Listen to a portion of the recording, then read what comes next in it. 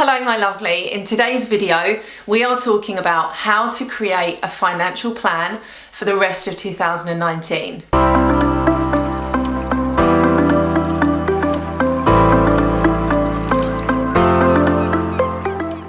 The reason that I've decided to film this video is because I have just finished my group coaching program, Start Up and Stand Out, and I have been working with my amazing women to start up their businesses and stand out from the beginning. Last week we actually focused on business vision, and it was really clear that all of the women in Start Up to Stand Out didn't know their business vision because they didn't understand their financial goals and they didn't know what was possible. They didn't know what they could charge, they didn't know how much they could make, they didn't understand their money mindset for their new business. And I realised that this is such a common struggle. Even for me, when I go back to when I first started in business, I was charging £99 for 3-hour sessions with me, 3 1-hour sessions with me, and you feel like you're almost just making up these numbers, just plucking the numbers out of the sky. So until you actually stop and create a financial plan, can you make numbers, statistics, and your accounts work for your business, but also have a really clear direction? Because what you don't want to do is just be charging different people different amounts, changing your amounts constantly, feeling like you always have to be having a sale, feeling like things always need to be on offer, or you do like early bird bonuses all of the time and then you never charge your full worth. So hopefully by the end of this video, I'm going to actually break down for you how you should be financially planning for the rest of 2019. But ultimately, you can then use this plan in 2020. You can use this plan always, but I just want to break down some fundamentals for you. So if you are listening to this and you have struggled with charging your worth, knowing what to charge, understanding how to hit financial goals and targets, maybe seeing other people online saying they've had 10k months, 20k months and thinking, how have they done that? Then hopefully by the end of this video we can break that down so that you can start doing that too. If you have any questions about this video, I'd love for you to put them in the comments, because I do want to film some more videos around money. So we've just had a recent video released about money mindset. Now I'm planning with you about your financial goals. But what I'd love to do is find out your specific questions around money and in your business, and I will actually do a video around a business money Q&A. So please just put them in the comments below, or if you know any other entrepreneurs that have questions or have struggles and you want to help them, put their questions below and I'll add them into the video too. The first thing that I want to explain to you is how the quarters work. So when people say how much they've earned in quarter 1 or quarter 2, they're planning for Q3, I thought it would just be really handy for all of us to just sit and stop and work out what these quarters are and how they differ potentially from the financial year. So you could have your tax end from April to April, from October to October, and you might plan your quarters according to the tax year and the financial year, or you might use the lunar calendar. So if you were to use the normal calendar, you would have quarter 1 would be January, February and March, quarter 2 would be April, May, June, quarter 3 would be July, August, September, and quarter 4 would be October, November, December. So when you're thinking about your quarters, you're thinking about 3-month segments of time. So as we approach these second 2 segments of time, if you have been in business since at least the January of this year, hopefully what we're going to try and create is a steady increase in your income through the quarters. But if you're just starting now, then you want to make quarter 3 really solid for your financial plan. So ultimately, within one 12-month period, you would have 4 quarters and they would consist of 3 months at a time. The first quarter would tend to be your lowest earning quarter of that year, and your 4th quarter would be your highest. You are gradually trying to increase your income in your business every quarter. And this then leads me on to my next tip. And the reason that quarters are so important is it then allows you to create a successful monthly breakdown. So I would suggest that you start with the end in mind. So when you start with the end in mind, you would think about what is your money goal for the end of the year. What is your money goal for the end of the year? And at this stage, I would say you just want to focus on a goal that excites you and makes you a little bit nervous. Do not create a money goal that you think at the moment is too unrealistic or out of reach. It has to still be something you can achieve, but needs to stretch and push you. Once you have your end of year target, you can work backwards, and that's when you would then go back to how much do I need to make in quarter 1, 2, 3 and 4 to get that end result. And even further, tip number 2, we then create the monthly breakdown. So when we're going into quarter 3 and you think about how much you want to earn in July, August and September, you would then work out how much you're going to earn in July, August, September. And the reason this matters is, and I will use myself as an example, my Q3 target, I know that I am away for the last week in July and 2 weeks in August. So in terms of me showing up to promote and sell, that is going to be limited because of traveling, adventures, making memories, being present, and also the internet where we're staying and being on the road. So in terms of my July, August and September targets, my September money target is really high to compensate for the fact that July and August might be slightly lower. So my financial target for quarter 3 is £60,000. So I would then break that down so I can either do 3 £20,000 months, or I could have a 40,000 September and then I can have a 10 or a 15 and then a 15 so that I can balance out those figures. And the reason that this is important is once you have your monthly targets, you could then break it down into tip number 3 into your weekly targets.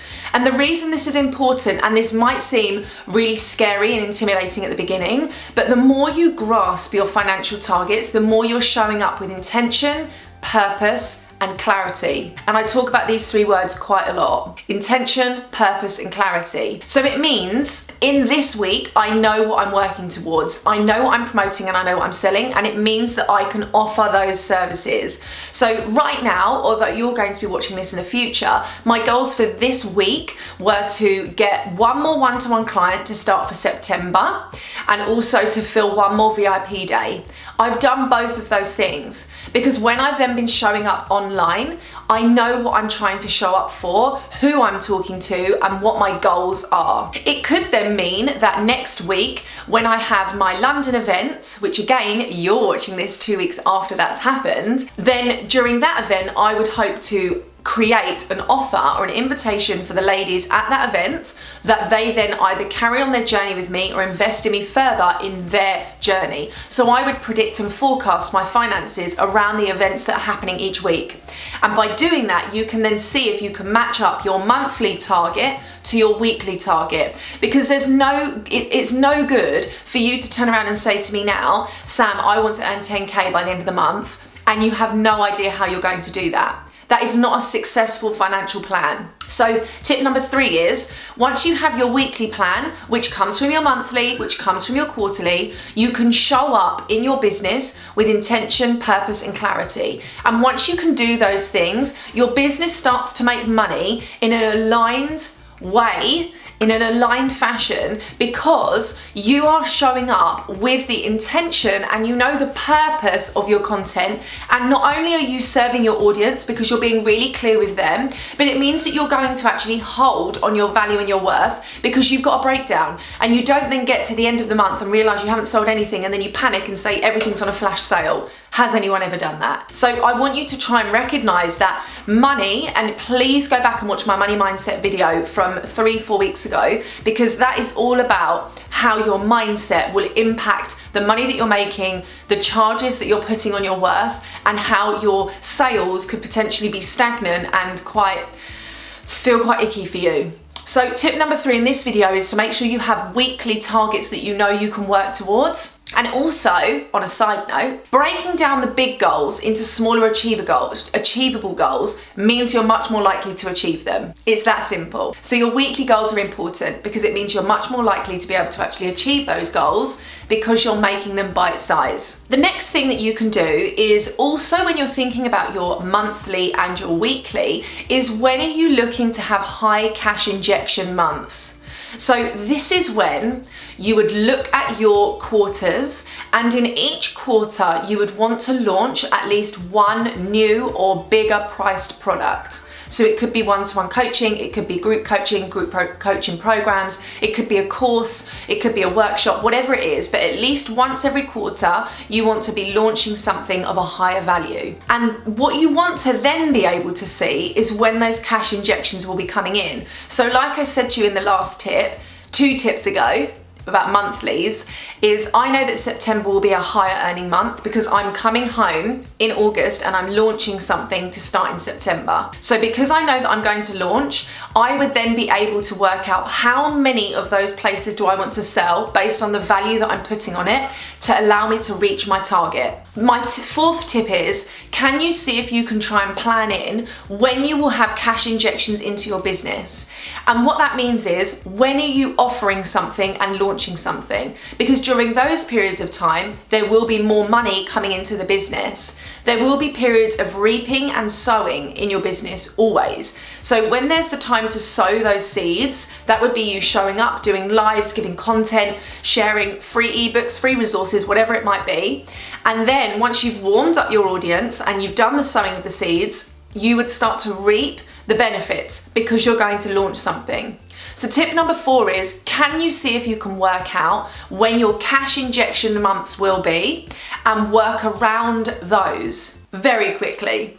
I am aware that I'm giving you a lot of information in a 12-minute video so far, but the reason for this is I'm so passionate about making sure that you don't go into quarter 3 without having some idea of what this should look like, how it should work, and the mindset that you need. And for me, when I was a startup entrepreneur, I had no freaking idea what I was doing with money, launches, strategy, forecasting, cash injection, passive income, quarters, breakdowns. I wasn't doing that. And yes, I was still able to be hugely successful, but I would say in year 2, it was so much easier because I had a plan. I knew what I was working towards. I didn't feel like I was constantly chasing my tail. So if you can't put all of these into practice right now, please don't worry. Just start with the tip that suits you most right now and get yourself started. My final tip for you is all about reflection. Can you reflect on quarter 1 and quarter 2 and see what worked? What sold well? And can you relaunch it, repurpose it, and resell it? You don't always have to create brand new ideas every single time you want to launch. So go back over Q1 and Q2. What worked? What didn't work? So therefore you might want to repackage that and change a few things and make some tweaks. What didn't work? And how can you actually make that something that you relaunch in Q3 or Q4? So reflect on where you've come from. What did sell? What didn't sell? What has made you money? What hasn't? And can you do anything with this? Can you leverage it? Can you change things around? Can you adjust things? So like I said, how you can create a successful financial plan for the rest of 2019. I have given you 5 tips around how you can plan, how you can structure your money, how you can break it down, and how you can then execute. But like I said, there is so much to know, learn, and master around money in your business and how to create money in your business consistently. And I really want you to leave your questions and comments below so I can make you more videos around this topic and break this down further. And no question is too simple, easy, or small. I am here to answer and create solutions for you. So with that in mind, I'm now going to carry on doing some more filming for today to get myself ahead for July, because I know that I'm away at the end of July, so therefore I won't be at home in my office, so I need to get ahead, and having a plan allows you to do that. I also need to finalize a few things for my social media, because today I'm actually trying to now finalize 3 more people to join my membership. I'm looking at my to-do list. 3 more people to join my membership and 8 more people to join a course that I currently have on offer, from anxiety to awareness. And the reason that I know that they're my goals today is because that will help me also reach and exceed my weekly target. So the more you create a plan, the more you can stick to it, and the more you can show up with purpose, intention, and clarity. So that's what I'm up to for the rest of today. I will see you in more videos, and I absolutely cannot wait to talk to you about what's to come. And in the next video, to give you a bit of a sneak preview, I'm going to be answering all of your startup business questions. So watch out for Friday's video where I'm going to be talking and answering all of your startup business questions. I'll see you there.